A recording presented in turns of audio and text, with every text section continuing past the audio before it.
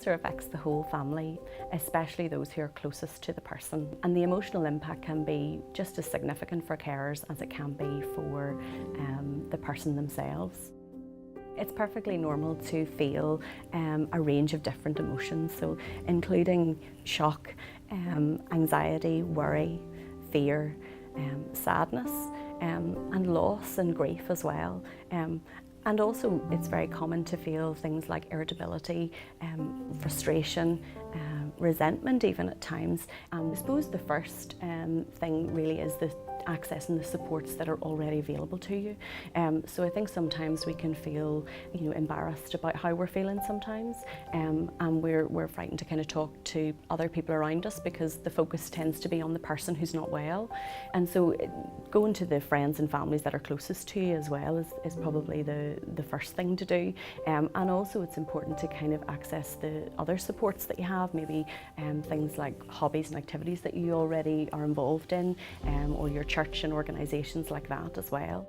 But if you find that you really are feeling overwhelmed and you're struggling, there are lots of different services out there, and I suppose one important thing to do would be to speak to kind of the professionals that you may be already in contact with, like cancer nurse specialists or consultants as well, and sometimes they're able to signpost you to services. There's lots of different services in the kind of voluntary sector as well where you can access counselling, so I think be aware that you're not on your own. So just because you're at home with the person and you're the main person that's with them, there can often be that sense that you're responsible for looking after them now, and that's not the case. There is obviously still their medical team and all the services that are there for them. So I think even making sure that you have phone numbers written down, keeping them in a safe place and knowing where to access them can sort of help to reduce some of that anxiety or some of that kind of fear that you might feel.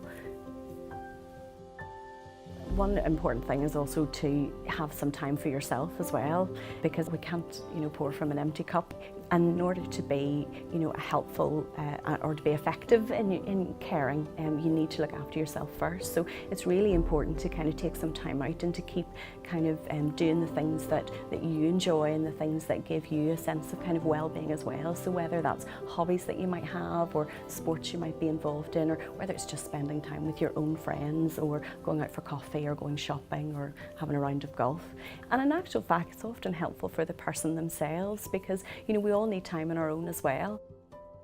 One thing that's very natural or very normal is we'll find our mind kind of wanting to run ahead, so we find ourselves thinking about potential outcomes or how things might go, and as a result we kind of spend a lot of time kind of living in the future.